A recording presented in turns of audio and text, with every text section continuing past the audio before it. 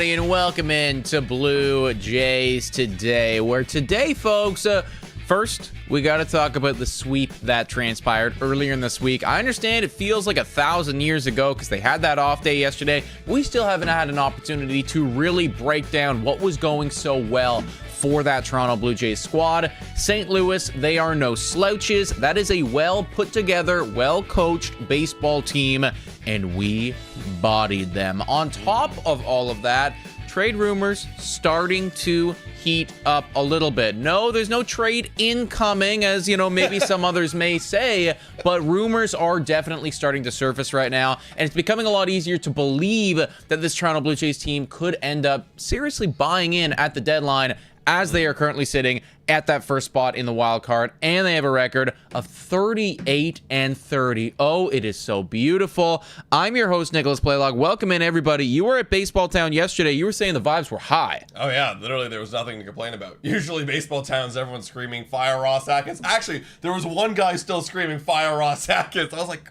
guys, what else do you want? Like, right now, you know, we're good right now. Like, he's not on the hot seat. We're winning. I've always said, if Ross Atkins is, you know, if we're losing, Ross Atkins' job is basically gone. But vibes are high because we're 38-30 to begin the season right now. And first in the wild card race. Isn't that a beautiful sight? And we have a lead by 2 games right now over the third place Tampa Bay Rays and 2.5 over the team that's outside looking in, which is the Cleveland Guardians. And look, I mean, we've talked about it. We had the podcast yesterday just like glazing the Blue Jays offense and everybody on the team. But there's you know what's funny? There's still so many guys that we haven't even glazed, and guys that showed up, you know, we're talking about that Cardinal series, that showed up in that last game, right? Looking over, man, like one guy who got the save, Yariel Rodriguez. Yariel Rodriguez is having a phenomenal year. This guy's having an opportunity now when it's not Jeff Hoffman's day and there's no Jimmy Garcia.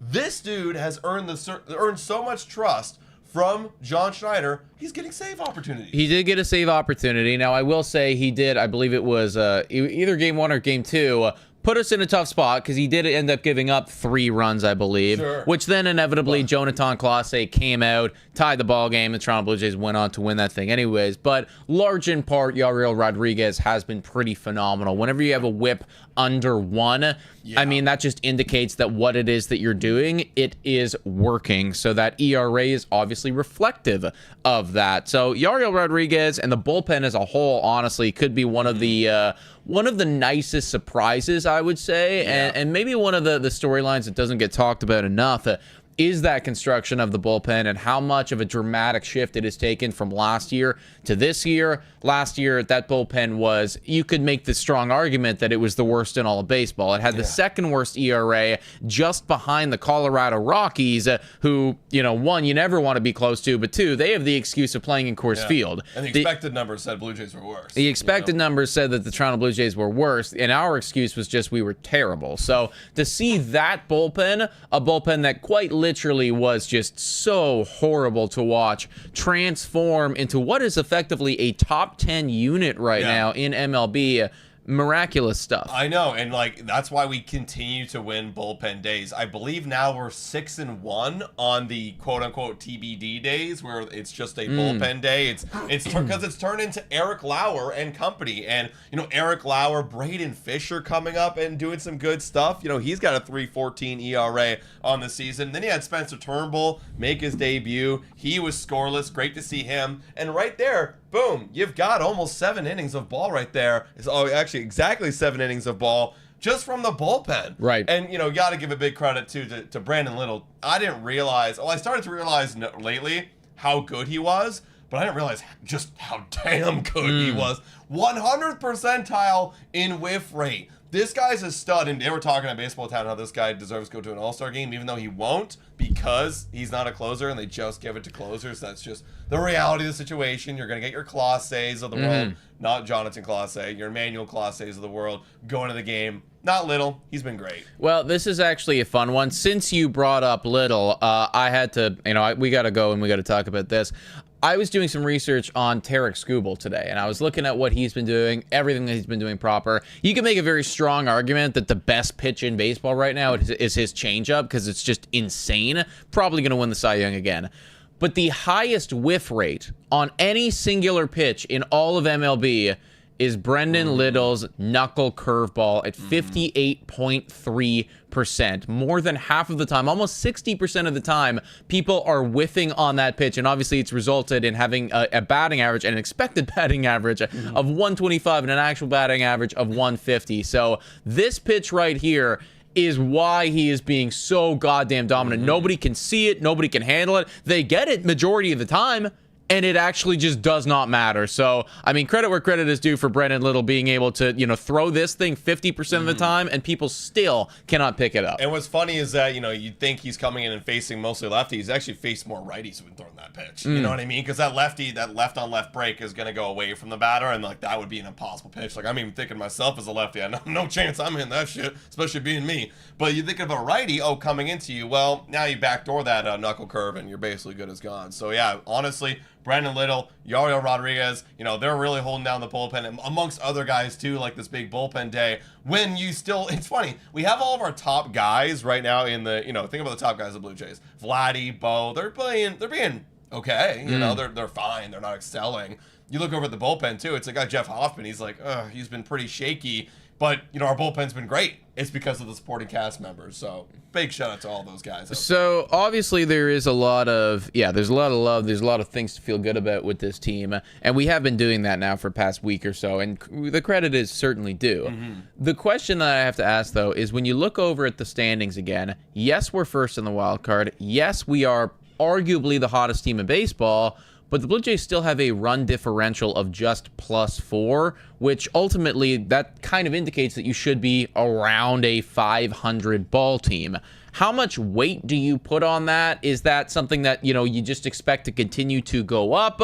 Or is that something where it's okay, a little bit of a warning sign here. Maybe our record is, because actually the expected win-loss is saying 34-34. Where are you at with that? I'm not really looking into it too hard because I look at this team as a tale of two halves so far. You got your first half, which is April, March, which that team got pummeled.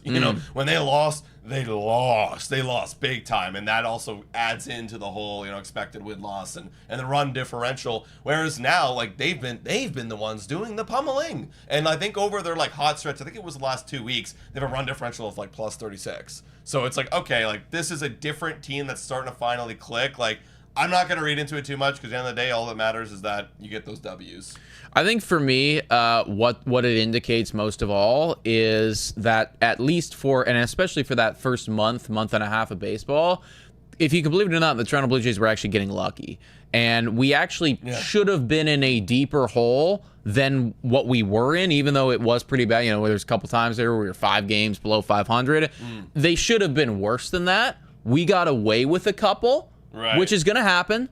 Now they're playing good fundamental baseball. I don't think they're getting lucky right now. I think that they're just playing good ball. They are. So that run differential is there, and probably the expected win-loss record is accurate. But you know what?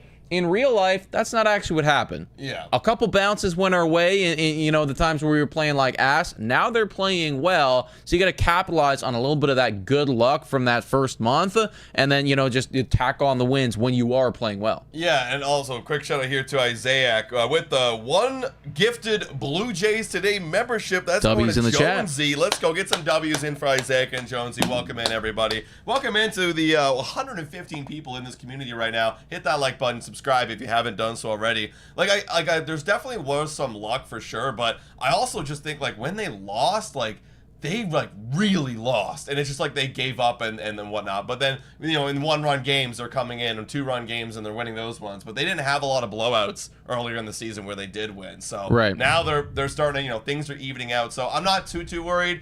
Honestly, I'm kind of excited that they're on the road and beating good teams, and we'll break down the Phillies a little bit later in this podcast.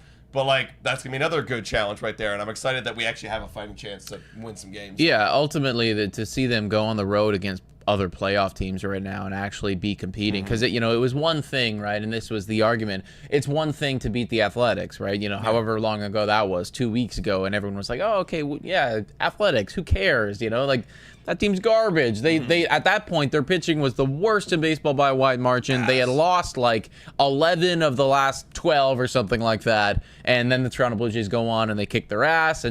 But then the narrative obviously changed. And when you can beat the Phillies, and when you can beat Minnesota on the road, and when you can beat St. Louis in St. Louis handily too, 3 games, like that is a playoff squad. And you just went into their house and swept them. Yeah, and they play fundamentally good baseball, like all-round, good pitching, good defense, things that you'd want from a good baseball team. But the Blue Jays, they played better. And a great case example of we've been hitting a lot of extra base hits. But there's this one example where we got a bunt down, right? We got him over, and they had runners at second and third. Bo Bichette comes up, hits a single. Runner goes to third, one cashes in. Then Vladdy gets a sac fly, another run comes in. But it was like fundamental baseball where it's like, yeah, we didn't have the power that inning, but we just did it. We understood the assignment. We were in the bottom part of the order. Let's throw a bunt down, and we did. And I'm loving that we're doing that this year. And then, boom, you cash in with your big guys. And, that's fundamental baseball. Pair with some good defense. Yeah, no, offense has definitely been clicking, and they've been executing well, which is something that we haven't seen in a while. Now, the one area of concern, obviously, with this squad right now, I was hanging out with my dad yesterday. We were getting lunch, and he was, I was giving him the Coles notes, right? He's not a diehard fan. He checks the scores, the box scores, everything like that. He's saying, man, what's going on with Bowden, right? Like last year, he remembers him as being that, no-hitter guy every other game, basically. He's like, what the hell's going on? And I said, we obviously do need to have another starting pitcher. And I think that is so important for this team, because right now, you haven't actually seen the other shoe drop. We're 6-1 in TBD games, as you said, and somehow we have won all these games. But this is not a sustainable winning formula over the course of a 162-game season. And eventually there will be a month of time where that bullpen gets fatigued, some people are cold, and you're going to see the other things drop. And I want us to address this issue earlier rather than later. I'm going to give another quick shout out here to Isaac, who gifted another dono. Let's go, Isaac, to Kid from the Hood. Shout out to Kid from the Hood. Welcome to the community. Thank you, W's in chat for Isaac, guys. For right now, it's interesting because I've been thinking about this. Like, right now, it's not killing us because our TBD game is being held down but once a week. We're doing one TBD game a week, which is fine. We can survive right now with that. But we are, and I have a video coming out about this, and I'm using a line I just used in that. We're literally hanging on by a thread. If one injury happens to any of the 3, I'm talking Barrios, Bassett, and Gosman, we can't have 2 TBD games, because that's when you really start to see the bullpen getting taxes. Right now, like we just pulled up, Fisher, Lauer, and now Spencer Turnbull are eating 7 innings, and that's awesome every 5th game. And so the bullpen's surviving. But if you had to do that twice a week, and I think that's part of the big reason why Bowden's still in here, unfortunately, and that's why we need another starter, because we need him to eat more innings than Bowden. If we have to keep eating innings twice a week, we're kind of screwed. Well, and the problem is, too, Bowden's in there because they're hoping he can get innings, but recently that just has not been the case. In the last month, there hasn't been a whole lot of long outings coming from Bowden Francis. And even the ones where he does go, 4 or 5 innings, now we're down by 4 or 5 runs, right? So it's what's you're preserving the health of your pen at the cost of losing a ball game. So clearly, it's working, but I think that this is more of the exception than the rule, and there will come a time, if they continue like this, where the losses start to pile up because of the way that this rotation is structured and everything like that. And God forbid, too, if Barrios or Bassett or Gosman was to go through a cold stretch where they have a bad month, well, then there's another cause for concern right there, which ultimately leads us to what we did want to bring up here, was the idea of the Toronto Blue Jays trading for another starting pitcher, and that team in question that could pair up nicely might be the Arizona Diamondbacks. Yeah, I got an article right here by Jays Journal saying the Blue Jays might match up perfectly with the clearest deadline wild card. Now, the Arizona Diamondbacks right now are a 500 ball team, so they're in that competitive NL West. They're, you got the Dodgers, the Giants are popping off this year.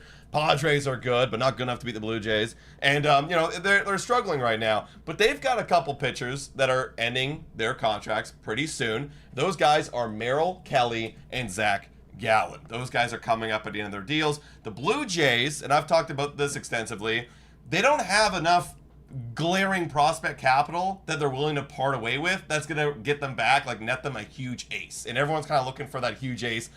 Let's stop with the Paul Skeens conversations. That's never going to happen in our lifetime. Not going to happen unless he's a free agent. We go get him. But right now, this trade deadline, you're looking just to patch that rotation, get a guy in there that can give you innings. That's all we're talking about. Hey, listen. We don't need the TBD when we're in the postseason. We don't need that game. We just need that game to get us there. And if the TBD is working, we're fine. But we need to patch up that other spot, which is the Bowden Francis spot. Zach Gallen right now is one of the guys that they're throwing on here at Jay's Journal. Again, 1-year deal. He's struggling right now, but again, he's still eating innings, and he's a guy that has shown like an incredibly high ceiling. So, and because he's doing so bad, you might actually get him at a cheaper rate right now. Yeah, that's one of those ones where I'd want to see Pete Walker cook a little bit. Yeah. Because, he actually, if you're trading for him, there is going to be that sliver of hope that, well, if we can unlock the actual Zach Gallen, the guy that we have seen in years prior, I mean, now he is in the playoff rotation, assuming we can make it there, right? Like, this is somebody that when he is at his best, he could be a game one starter for you. Seriously. Like, when he's playing at the level that we've seen him play in the past. Right now, that is obviously not the case, but the 3 seasons prior to this, he was pretty top tier. So this kind of feels like it's coming out of left field.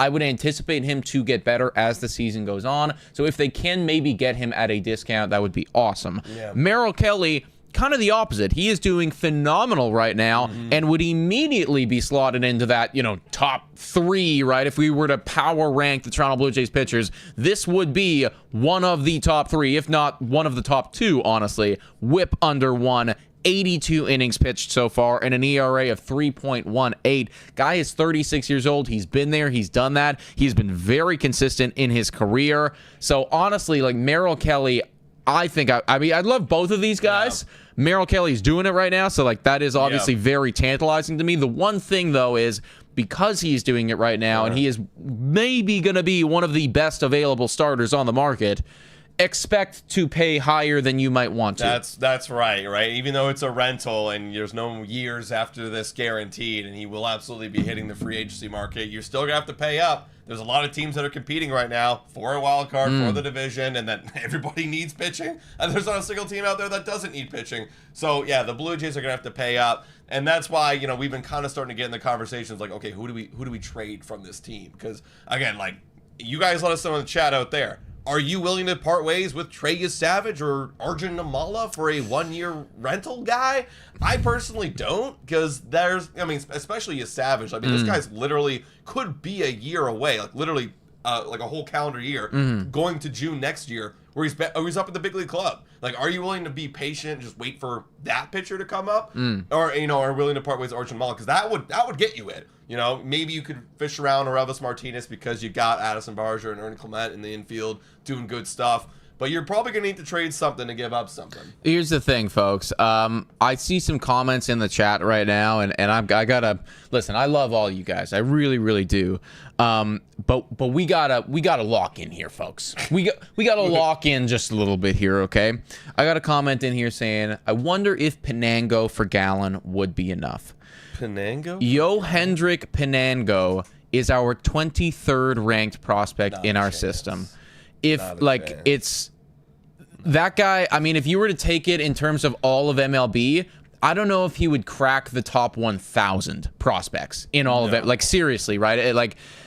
We do need to be if we're going out and we're getting a guy, and I know that Zach Gallen hasn't been great. I know he hasn't been phenomenal, but there is something there. And you're going to be going up against the Yankees. You're going to be going up against the Astros. You're going to be going up against, like, all of these other teams, they are also going to be calling. Want to hear a good case example? Think about Yusei Kikuchi last year. Remember what we got for Yusei Kikuchi for a rental? What was it in their system? It was their... Loss was, I think, their 3rd. Yeah. And then they had Loper Fito was 7 at one point. And then Will Wagner was the lower 15 or something. But that's 3 prospects. And they had a better system than we did. Because immediately when they came over, they were much higher. Yes. So, and Yusei Kikuchi was struggling. Yeah, Yusei Kikuchi wasn't even doing that good. And Jake Bloss came in, and correct me if I'm wrong, but I think he was our number one at one point. Yeah, I think it two or something like that. I believe he was our number one at the beginning of this year. God. Then he got Tommy, or he got under the knife or whatever it was, and then obviously he fell down a little bit. But so, like, there you go. Like, it's going to cost a lot, guys. So, yeah, Penango, unfortunately, will be maybe the third guy added in. Yes. I really like Penango. I know nothing about this dude, and I'm not going to pretend like I do. But, yeah, you are going to probably, like, honestly, for me, Aurelvis Martinez, and we haven't talked about this nearly enough. Maybe a video is coming soon about it, but Aurelvis Martinez is the obvious trade piece because you got a surplus of infielders. This guy's got promising stuff and power that people would like. Get him everyday playing time and see what he does. That's the thing. If you're not willing to trade somebody off of your 26-man roster, what the Toronto Blue Jays might not be willing to do, because it is working right now. So if they're actually not willing to trade someone from there, I personally think that Arjun Namala you want to hold on to because you don't know what's going on with Bo Bichette. You're thinking that maybe this could be the guy of the future there. Trey Savage, it's not impossible to see them trade him away because, I mean, we have been known to give away pitchers in the past. And if they're getting a pitcher that maybe has an additional year of control, maybe Ross Atkins can talk himself into it. But personally, I would love to keep him because we haven't had that homegrown ace in a while. In the prospect system, though, the next guy that actually holds value that you could intrigue a team with would be Aurelvis Martinez, and that does feel like the guy that they might be more willing to let go. Yeah, no, I'm with that a lot. Also, quick shout out here to Yeti for becoming an elite member. Hey, not just a welcome in. Member, an elite member. So shout out to you, Yeti. Welcome to the community. Yeah, guys, let us know your thoughts about that in the comments down below because it's an interesting puzzle. You're gonna give up something. I'm really praying it's not the top two guys and Savage and Namala because. Especially a Savage, like this guy's on Alek Manoah levels, not like him, Tommy John Alek Manoah level, right? But like on him coming up at 2021 and 2022 levels right now, and like the skyrocketing, he's just been surging up the ranking. So I agree that like somebody like that, I mean that's the thing. Somebody like Trey Savage, and this is always how it works. Other teams see it. And they're going to be interested in it as well. Well, how could you not see the guy who leads all of minor leagues? Yes. Not just talking AAA, AA, all the minor leagues combined, over 100 baseball teams, he leads every pitcher in strikeouts. Right. Of course, people are going to want that, right? So I don't want to trade it. I don't want to trade it. If they were to trade away somebody like Trey Savage, I would want to have somebody coming back that does have a little bit more control, at least another year of control. Like a Jose Barrios type. It's like, okay, fine. Now I can convince myself a little bit because Bassett would be coming or leaving the team next year, so you kind of band-aid yourself there. Yeah. But even that, it's like I would love to hold on to Trey Savage and just see what we have. Yeah, because that's another thing too. Is like I love Jose Barrios. Don't get me wrong, but like do we really need to trade for another third starter, for a little bit of control? Like I want to see what's in the mystery box at Trey Savage. I get it, man. Again, it's tough to look at this when you don't have a specific name, associated with it, right? Like if this is actually a game-changing player, where it's like somebody just threw out Freddie Peralta. I don't know what his deal is, and I'm not entirely sure exactly how he's doing this year because I think he started off rough. But like somebody like Freddie Peralta, who has been incredible in the past, and if he was doing it this year, which he is, it's like now he is a free agent next year. But this would be a target right here if Milwaukee decided to, exit the race. Yeah, well, I'm curious actually. We're kind of sidetracked, but okay, they're still very much in now. it. So I feel like, well, you never know with Milwaukee. They do some weird things where they'll trade guys away. Like remember that Josh Hader trade out of nowhere to Padres? Yeah. They might do some weird stuff like that. I guess if they're one of those squads where like if they are even like fractionally, like if there's a fraction where they couldn't maybe win the World Series this year, they'll just send a guy away because like. Well, we can't pay him. We can't pay him. Might as well get value and get prospects and see what we can do. So either way though, that's kind of where we're at. It's like Aurelvis Martinez is probably the most available guy if they're not willing to trade someone off of the 26-man roster. which I gave the argument. Ernie Clement could be the one. Nobody liked it. Nobody wanted to hear it. If you guys want to go check that out, I have a video about that on our channel right now. Also, real quick, guys, for the almost 200 people in here, if you want to ask a question, because I see a couple questions, I'll answer Yetis right now because you just became an elite member, so shout out to you. But if you want to ask a question, in our description, we've got a mailbag. It's a Google form. Go to that, click on that, submit your question there. I'm going to be pulling up some questions during this at the end of the stream after we break down the Phillies series. So if you want a question to be asked and answered, put it in the mailbag. The question by Yeti, our new elite member, is: should we sign Bassett for another year? Actually, that was brought up at Baseball Town last night because he is coming up to the end of his contract, and they're like, oh, well, maybe you could swing a 1 or 2 year, maybe player option or something like that at the end if he is doing good. Because, he's 36. You don't really want to commit to him for another, 3 years. No. It would be a 1 year deal, I'd say, maximum. For me, somebody like a Chris Bassett, I like what he's done here. I think he's been great. And what he's doing this year is also been phenomenal.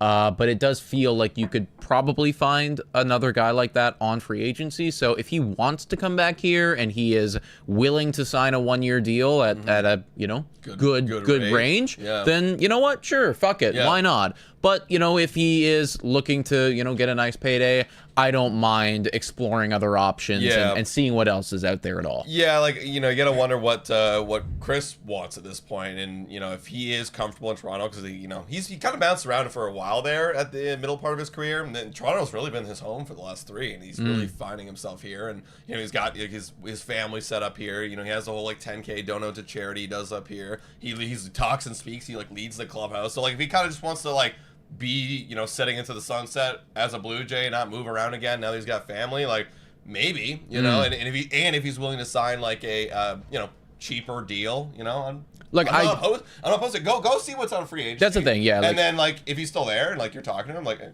exactly. I think that's where I'm at as well. Do a little fishing, see what's out there, and then if you don't get any bites, then you can come back to Chris and make that happen. Granted, the Blue Jays have been known in the past to, even when a veteran is doing really good, not offer them any 1 year deal. I will cite Brandon Belt in that one. Let's transition and talk a little bit about some of the Toronto Blue Jays who deserve to go to the All-Star game. I have made it very clear, folks, I'm not one of those people that goes onto the All-Star voting, does it 5 times a day, and just clicks every single Blue Jay at every single position, because I want the All-Star game to mean something. When I vote, I think that it should be for the best available player at their position. This article comes out and makes that argument, but then also includes the element of, well, they're popular, well, they got some fans, and they made some predictions on the Toronto Blue Jays that might make it to the All-Star game.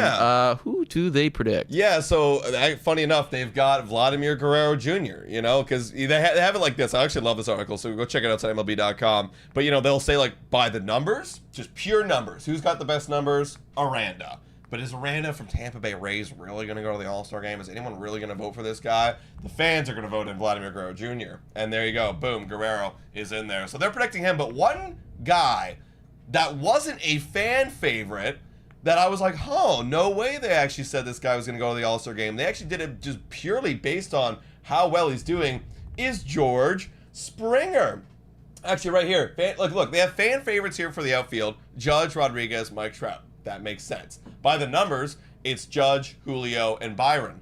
But he's actually predicting that the Blue Jays are going to vote in, the Blue Jay fans are going to vote in George Springer. Because he has been doing good this year. But which is kind of shocking to me, because I look around at these other guys, and Judge is awesome, Byron's awesome, Mike Trout's having a little bit of a fun, bounce back year people might vote for. But George Springer, don't sleep on this guy right now. Look at the numbers right there, everybody. I don't have my glasses, so I can't read it off. 259 batting average, an OPS of 854, 10 bombs. 10 bombs. I mean, the Blue Jays. That's not bad. You know what I mean? It's funny. If you were to say, hey, George Springer's going to lead your team in June with 10 bombs. In June with 10 bombs. I'm like, oh, boy. Yeah. We're struggling right now. But George, hey, Unc still got it. He's doing it. And you know what? Maybe a low-key, sneaky vote is warranted. Yeah. Look, I don't hate this vote. There are individuals that are performing a little bit better than George, but he has still been playing at a really high level. And considering all of the criticism that he dealt with last year and all the criticism he dealt with in spring training, honestly, like, this to me is just such a testament to his mental fortitude to be able to, you know, come out there every day and show off, damn, I still got my power swing. So credit where credit is due, man. If George Springer makes it into the All-Star game, I will not hate that one bit. That'll be kind of fun. Hey, 6 people got to go for the outfield. I think George could be one of those guys, but so, you know, that's your daily reminder to go vote. And if you're one of those people that votes 5 times a day for 5, you know, Blue Jay or follow Blue Jay lineups, then do it. Also, Willis F here, I got to respond to this saying, no offense, guys, but you don't trade a utility player Gold Glove nominee that can hit. They are unicorns that every team covets. He literally played all 4 infield positions in 4 straight games. Do you know who you just perfectly described, Willis? Kevin Biggio? Nope. He just perfectly described first half Isaiah Kiner-Falefa, which the Toronto Blue Jays traded away promptly at the trade deadline. I hear what you're saying. I get what you mean. I hear you. But 2 months ago, Ernie Clement was not untouchable. I love the guy. If they want to keep the guy, that'd be amazing. But you got to give something to get something. If they actually want to get a controllable starter, let me throw out a name here. Jared Jones. I know he's injured right now, but if Pittsburgh Pirates, if he does come back, if they do want to trade him, just a thought, right? And in the chat as well, who would you rather get rid of? Who would you rather trade? Orelvis Martinez or Ernie Clement? Let me ask you that. You guys let me know in the comments. We got... I'd probably actually go Orelvis Martinez. It's close. He's it's not close. playing. He's not playing for my team. Yeah. So hey, listen. You know what? And that is totally valid. I might even say the same thing. Honestly, I might say the same thing. But you guys let us know. Let's transition here and chat a little bit about the series that is upcoming. It's against those Phillies, guys, and it's, you know, maybe not the same Phillies we've seen back in Toronto. Yes, it's only been a week apart, but they have been, well, they got swept by the Pirates over the last weekend. That was unfortunate, but they did win a series against the Cubs, and this was at home. They're finally back home, and they won against the Cubs. The Cubs are one of the better teams in the National League, maybe one of the better teams in all baseball, and they won 2 of 3. All right, now you got an off day. The Blue Jays are coming into town, and we've got some pretty tough competition. We've got a game tonight, everybody, that we're going live for at 6:40 because it's 6:45 start time. If you want to come watch the game, have some bevies with us, come join us. It'll be on the YouTube channel. Yeah, it's actually this could be a really awesome stream because there is a sliver of a chance where we end up hitting 30,000 subscribers tonight, today. So if you haven't already done so, hit that subscribe button. The boys are going to go fucking bananas on camera if we get to magic number 30,000. We are what? 60 away. 60 subscribers away from getting to 30,000 subscribers. Boys are going to go bananas, folks, if we can get there. So you're going to want to tune in. That's awesome, guys. All right, game 1. We got Gosman up against Ranger Suarez. We'll throw up the Betway line in just a minute, but it's a low over/under. It's like 7.5 because of these two guys on the bump. No Bryce Harper. He's on the IL for the Phillies. He got hurt over there in Toronto, and then he's been hurt for a while. But the Blue Jays, red hot, going into the Phillies on the road. What are your thoughts? Look, I would have loved this matchup so much better if the Phillies hadn't just beaten the Cubs. Yeah, because the whole argument is like Phillies are broken. I see people in the comments saying Phillies are broken, they're not looking good, which for the majority of the month has been true. But that's a big series win for them, right? And to at get home too, so like to get a little bit of momentum back, like that is definitely questionable. That being said, man, I mean, Toronto has looked really, really good. Let's flash up the Betway lines. Give a quick shout out to the sponsor of this video before I give my official prediction. Whoa, time for a quick shout out to the sponsor of this video. Hit your picks and knock it out of the park with Betway. Scan the QR code down below to join the action. Only available in Ontario. Must be 19 years of older to participate. Please play responsibly. Now, everyone, back to the content. Shout out to Betway, everybody. Here are the lines. The Toronto Blue Jays are the slight underdogs. The Phillies are the favorites. This is due to the fact that Suarez is on the bump, and we are in Philadelphia, right? Yeah, we're in Philadelphia. So all of those things are, contributing into it being this way. You know what? I think I know, dude. This is listen, folks. I've been kind of pessimistic over this hot stretch. Right. And that's just because I'm like, no, there's no way they don't do it again. But like, there's a lot of signs telling me here that I got to continue being that way because of just like, it is the Phillies. I get it. We did beat them at home at Rogers Center, but they are a good team. And Ranger Suarez, let's see over his last little bit. Maybe this will help me change my mind too. Or he's been pretty damn good. Pretty good. But it is the Blue Jays' hot offense. That's the thing, right? None of that matters if Toronto is swinging the bat like they had been. And that's been the catalyst. It hasn't been the pitching matchups. It hasn't mattered. And Gosman's been very good. You know what? I hate to do this. And I've been pretty fucking locked in with my predictions recently. But I will say the Blue Jays lose today, and it's not because I don't believe that they can beat the Phillies. You're going to see my predictions in the following games. I'll probably go Blue Jays here. Sure. But it's because we don't like off days. We don't like off days. The offense was hot in St. Louis. Then they got on the plane. Then they had the off day. They slept in yesterday. They're feeling sluggish. I'll say Phillies win this one. Does anyone know what Ranger Suarez's numbers are against the Jays? I'm trying to find something to sway me. I don't know, man. I wish they would. I wish they would flash that up. I know they have individual numbers right here, but I really wish they would like flash it up more. Looks like we haven't played him too much, man, because it's like two at bats. That's that's Phillies against Gosman. And you know what? You know what? I'm gonna say we win this one. I don't know why. Maybe the off days affect the Phillies too. I'm going to say we win this one. I think Gosman's going to shred. We squeak a win here. It's going to be low scoring, but we somehow squeak a win, and we're like, wow, the vibes are crazy, 39-30. That's where I'm going. I don't know, because I know the rest of this series, and I'm going to have a hard time predicting the rest of this series. Sure, yeah, okay. Let's move on to game 2. This is a loss. Yeah. It's Bowden Francis up against Christopher Sanchez. Every game the Blue Jays have lost over the last, I think it's 2 or 3 weeks, have been Bowden Francis starts. Yep. So it will be another loss. I agree with you, man. I hate to do this 2 games in a row. I'm not a fan, but I do believe that Bowden Francis is just actually unplayable right now. No. The fact that we are putting his face up there and just being okay with that is either just a terrible mismanagement by John Schneider, or no, actually, it might just be that. I don't like it. I think we lose, and we lose big. Yeah, I think we're going to get smoked. Because what happened? This is the run differential game. Yes. This is where we lose all a bunch of runs. Well, and remember what happened the last time that Bowden was out against Phillies, eh?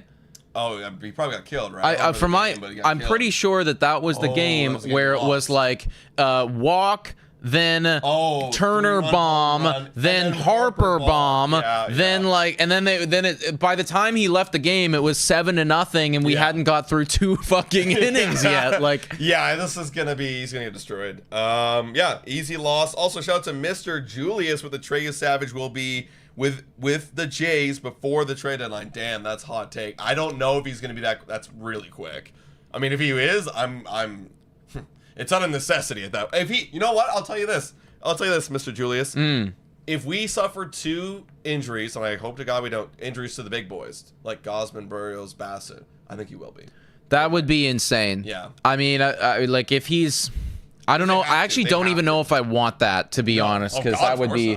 Yeah, no, that'd be nuts. Quick shout out here to Justin Robbins too, who said he just subscribed to our guy, to us. Go Jays go from Newfoundland, Canada. Hey, Adam's, you got a little bit of Adam blood in you there. Yeah. He's a East Coaster. Yeah, my dad's a Newfie. Shout out to Newfies out there. W's in the chat for the Newfies.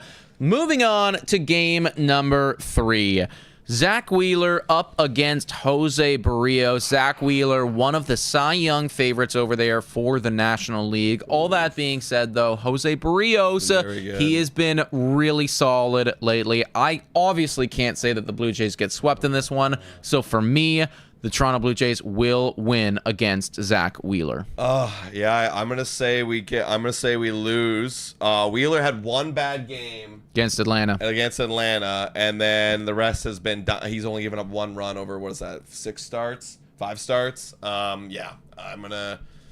Jose's been awesome. Don't get me wrong. He's been really good, man. He's been one of the best guys in the last 2 weeks. No Bryce Harper. This I'm smashing the under on for sure when this game happens. The under might be fucking 6.5. It might actually be. It might be really low.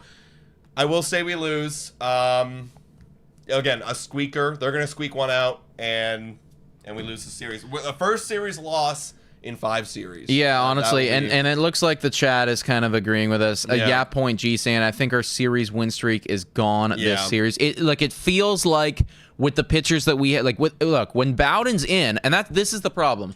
When you put Bowden in, it's an automatic loss. Yeah. So now you're asking, can we win the other 2? And it just so happens that in the other 2, we're up against Ranger Suarez, who's got a 2.7 ERA, and we're up against Zach Wheeler, who's got an ERA under 3 and who's a Cy Young favorite. Yeah. So I mean, to beat both those guys is just that's ridiculous. a major ask, and that's why you can't have Bowden in the rotation, because it's an automatic loss right now. Yep, and you know what? That's okay. We lose this series. We're 39-32. We're still the wild card most likely. We're okay. We'll go back to Toronto. Let's do some damage against those White Sox and and our maybe trade partners, the Diamondbacks. Yes, yeah. Let's put them in the dirt so we can trade for Merrill Kelly. We'll get to see him firsthand potentially. Mr. Julius with another dono saying, it wouldn't be the first time a player went through every level in the organization. Remember Travis Snyder? I don't, because I was a baby. I also don't, but I do believe you, and we have seen guys move up very, very quickly. So it's not impossible, but again, like Adam said, probably would be based on the injuries around the team, which we just don't ultimately we don't want. really need that. Guys, let's give another quick shout out to another sponsor of this podcast. Shout out to Amsterdam Brew House, guys. It's a 5-minute walk from the Rogers Center, literally super close. Go there for your pregame and postgame beers, because Rogers Center prices can be pretty damn high. So you want to go to Amsterdam Brew House, get that 3-speed, get that blonde, and yeah, guys, 245 Queens Key West. Check it out.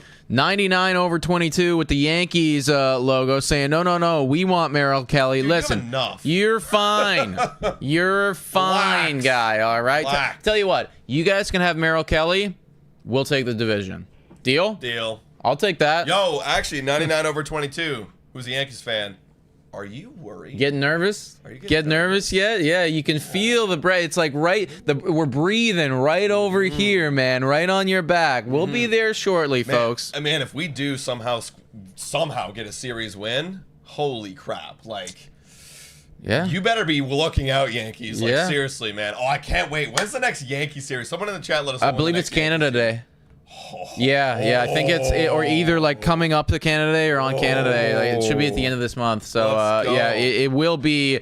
We've played the Yankees one time. 2 times. We played New York and Toronto. It was in April. Yeah, I couldn't remember what happened. We play. Yeah, I think we.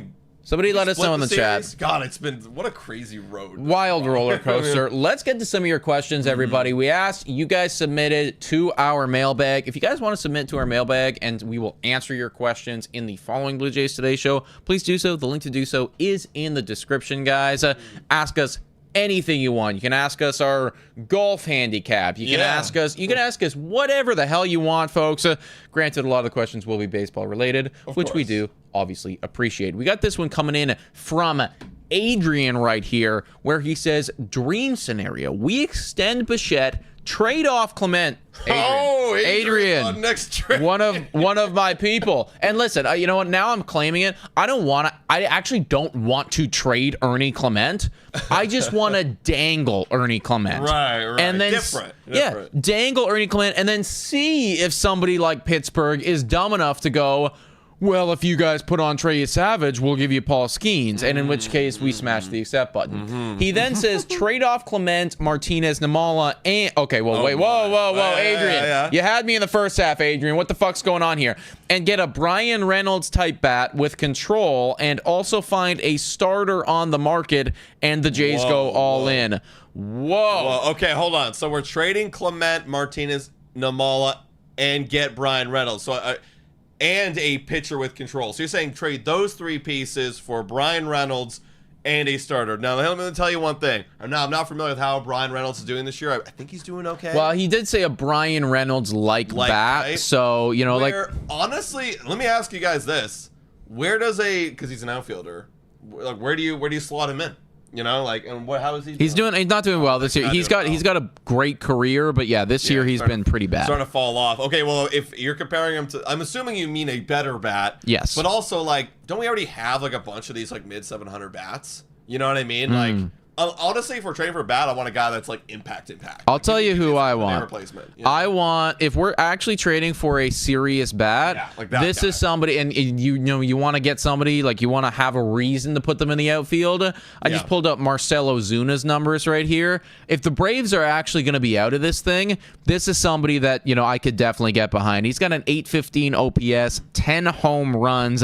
I mean, the guy is just like, this is actually your Santander replacement. Yeah, exactly. If Santander's not going to do it, Marcelo Zuna can immediately come in and it's like, okay, I can give you that power. I can give Vladdy protection. I can be out in the middle of the lineup, and, you know, I will be an impact player. So exactly. Like, if we're making a trade, it's because, like, we have depth. Like, that's not a problem. I mean, in fact, we have too much depth. So I want to get a top-end talent. Yeah, but I wouldn't be trading Arjun Amala for any of that. No. Yeah, especially if it's a Brian Reynolds type, I would not be trading Amala. And then also, like, a much-needed pitcher. I thought you were going, when you talked about Brian Reynolds, I thought you were talking about, like, you know, Paul Skeens. Like, I was like, oh, maybe we're doing it, you know, Namala, Clement, and Martinez for Paul Skeens and Brian Reynolds. Okay. Which, again, wouldn't happen, but, yeah. Fun to dream, man. Fun to dream. Thank you, Adrian. We got another one here from Josh saying, hey, guys, love the show. Appreciate you, Josh.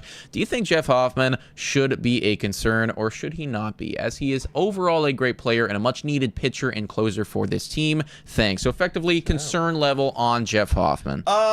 We talked about this a little bit at Baseball Town last night. I think I'm not concerned where I'm smashing the panic alarm. It's kind of like, okay, it was DEFCON 1 the first level. DEFCON 5 is the worst level. Maybe DEFCON 1. You know what I mean? Like, okay, like it's, we're getting rocked. We're giving up a lot of homers, giving a lot of pop.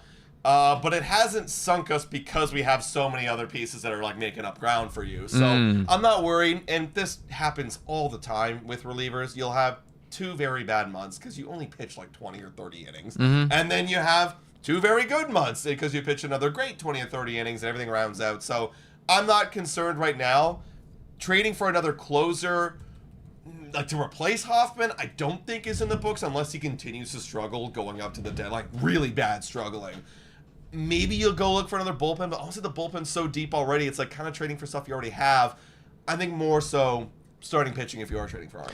Man, I wouldn't hate it if they went out and they were to get another guy. I don't think it's your top priority, but, like, if you're in a conversation, for instance, and, you know, the team that you're talking to happens to have another guy that could come in and do this, like, bring him up, talk about it. In, right? Like, you might as well. If they're actually going fully all in, fuck it. Because right now, having a 5.7 ERA from your closer, that's obviously not good enough. Now, he does have some good sabermetrics when it comes to chase and whiff rate. However, he's also got terrible sabermetrics when it comes to barrel rate. So people, when they are getting a hold of him, are clearly hitting the ball extremely hard. That is concerning for a guy that you want coming in a game where it might only be 1 run and a home run ties the ball game, right? So, I mean, I'm not, like, similar to Adam, I'm not, like, full panic mode, like, take him out of the closing role. There's still time for him to figure this out. But like you said, if there's a couple more outings where the ball is not going where we want the baseball to go, and the average exit velocity coming off of, you know, their bat is really fucking high, then we might need to think about getting somebody else and then moving him down a little bit until he figures it out. Yeah, no, exactly. And we'll probably readdress that conversation by July. You know, it's like, all right, if he's still struggling, then bye. But we all forget, like, this guy was literally player of the month in April. Like, J of the month. We gave him J of the month for April. So it's been 1 bad month. Yeah, he had a great month and then a terrible month, because there was a stretch of time there where we were like, oh my god, this is the greatest signing we've ever made, and then obviously the other shoe dropped. Okay, well, listen, one more question we have sent in today. I'm having a tough time understanding it a little bit, so maybe we can do some translation here. The question is from Jonesy, so shout out to Jonesy, saying, which player do you think the trade based on how the current roster? He's asking what player on the current roster do you think could get traded, in my opinion, is what and then what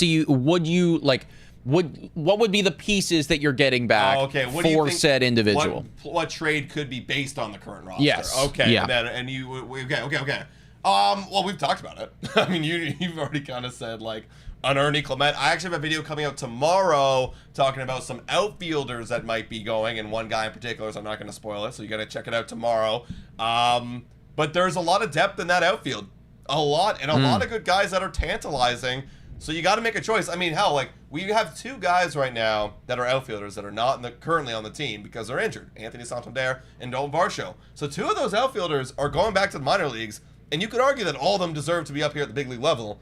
So why not trade one of them? You know, that isn't getting playing time, and you could do it. So they're think about it. Well, let's do a little bit of detective work right here, okay? Toronto Blue Jays, in the position that they're at right now, would they trade a pitcher off of their 26-man roster? Would they trade a pitcher? Right. No, of course not. So we can automatically rule out half of the team right there because they would never, with the state that they're in, they would not trade a pitcher off of their roster. Offensively speaking, a catcher. Would they trade a catcher? I don't think so. Kirk's locked up forever, and Tyler Heineman has, you know, like, unless, of course, somebody really valued Tyler Heineman and they wanted him super bad. I don't think who's that our backup after him? You know what I mean? There's no you know, like, right? that's probably not going to be the case. So you're looking around this roster on the 26-man, and you're thinking, okay, well, where is there actually something that we have a lot of that we could be willing? And really, the only things here is maybe one of the outfielders when Varsho and when Santander comes back, because when they come back, what's going to happen, right? Someone's got to go. Somebody's got to go, because as it stands today, typically the lineup has Vladdy first, Jimenez second, Bo short, Ernie third. Then you got Barger in the outfield. And then a mixture of like Rodin, Lucas, Straw, you know, it's like Straw center, then like Rodin left. Exactly, right? So once Santander and Varsho comes back, Rodin might get kicked out. Where the fuck is Barger? Where's Barger go? Barger has to be on the team. Yeah. You know what I mean? Splitting time with Ernie Clement now. Exactly, like that, which I don't think anybody wants. So really, it boils down to, in my opinion, either the guy that you brought up, and Alan Rodin. I mean, maybe a Miles Straw if somebody really wants him, but probably not. Or an Ernie Clement, because he has lots of value. And here's another guy I'll throw out here, and I talk about him a little bit in the video, Jonathan Clase. You know, like, you know, his defense isn't great. You know, he's got tools there, but you don't really know if the signs are there of him, like, he's going to excel at all. He's so young that, like, people could pay up. I think you just dangle them all. Just go, hey, go ahead. And I think, and ultimately, that is like where I'm at. Like, those are the guys that I'd be willing to get rid of. And so, yeah, you go to a team and you go, okay, look, we got these 5 individuals right here. You know, some of them varying levels of control. Which ones are you interested in? Yeah. Oh, you like Clase and you like, you know, Rodin? Okay, well, we like Paul Skeens. Exactly, right? So, it's funny because in the years past, we used to always talk about the trade deadline and be like, we're trading the prospects. Which prospects are going? This year, it feels like more so a guy in the 26 is going. Exactly. Which is wild. And just imagine, too, like, we've already brought up the idea of potentially getting another bat. Well, if you're like, how would now we really have to trade someone? If they brought in Marcell Ozuna, we really need to trade somebody away, right? Like, it has to be that way. So eventually, someone will probably leave the 26-man. You guys let us know in the comments down below. Who do you think it should be? Who would you be okay with getting rid of? And do you hate me now for my Ernie Clement take? Let me know. One sound off on Nick in the comments. Guys, thank you so much for another great Blue Jays Today show. Again, we're going to be live later tonight watching the Phillies game at 6:40 p.m. Eastern Standard Time, so we hope to see y'all there. Yeah, thanks so much for watching, everybody. And as always, go Jays, go!